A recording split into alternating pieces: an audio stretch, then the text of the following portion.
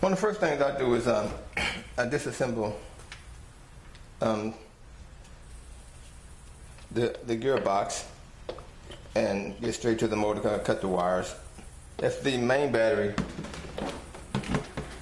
the battery that came with this probably dead, you don't have the charger, you don't know if it's any good or not. So they're waiting to order a new battery, or if they want to order a new battery, go straight to one of my batteries up in my drill. Diversity tool. Working with these toy cars or purchasing one can be expensive.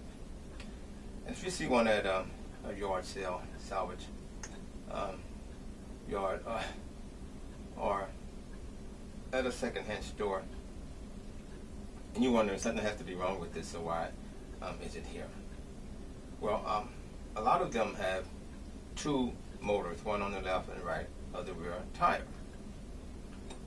And if you just simply take the wheel off, the rear tire off, just have one bolt, from what I've seen so far, one nut. And there are batteries, there are small motors connected to the gearbox, and this is what they look like when, well, this one looked like when it's taken out. One was on the left and the right of this toy car or truck. And the reason sometimes people get rid of them because the battery is dead, and they may be expensive to them, so they just, well, I'm not going to keep buying that battery. But I have found out that sometimes only one side of the motor may be burnt out because someone used a high voltage battery that wasn't designed for this small motor, and they burn out. Or both of them may be burnt out. But if you can salvage some or find some, they're really, once you take this apart, it's really small.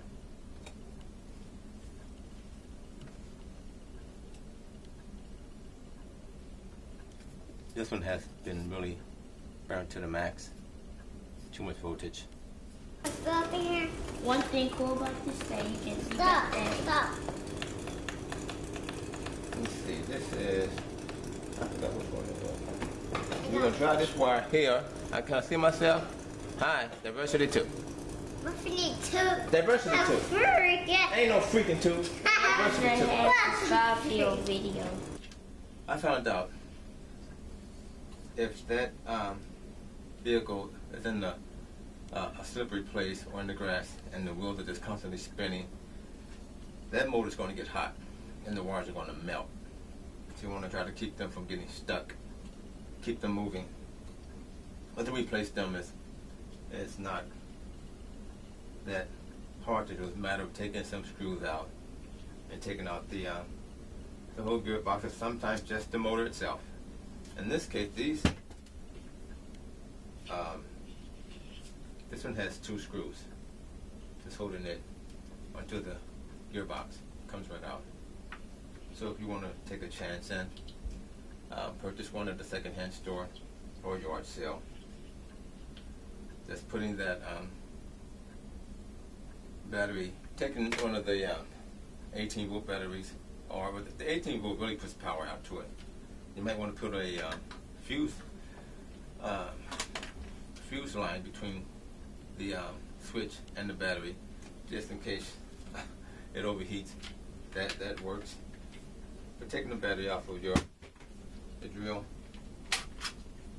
and connecting the negative and positive, what's going to happen is, from my experience, to find out which wire makes the tires go forward, you just put them on there and you see the tire spinning backwards, and you know it's going reverse, so just switch them over and the car go forward.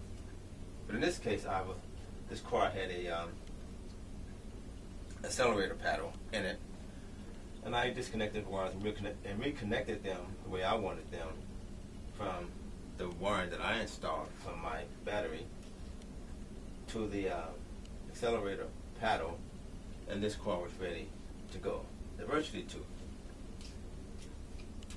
Don't throw that car, the toy car, away. See if you can manage to take a dual battery and get it to keep functioning without spending a lot of money. These are cheap at Harbor Freight Tools, so virtually two. Saving that old car. The objective here is to find out whether or not the motor is any good. So I'll take it and slide it inside of my connection here.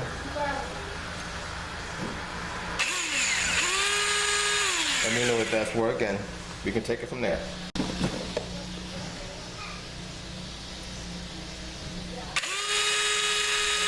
And it works fine.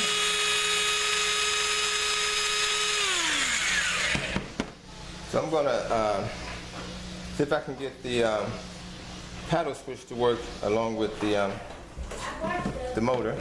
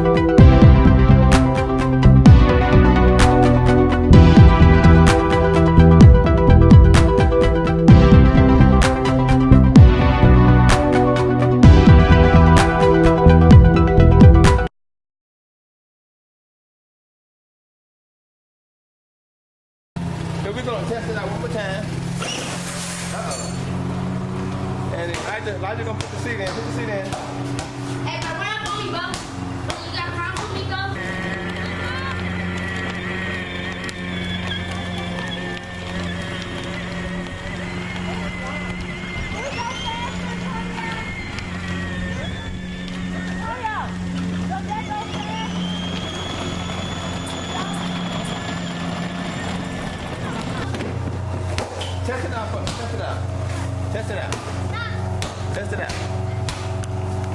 We're gonna do a test drive.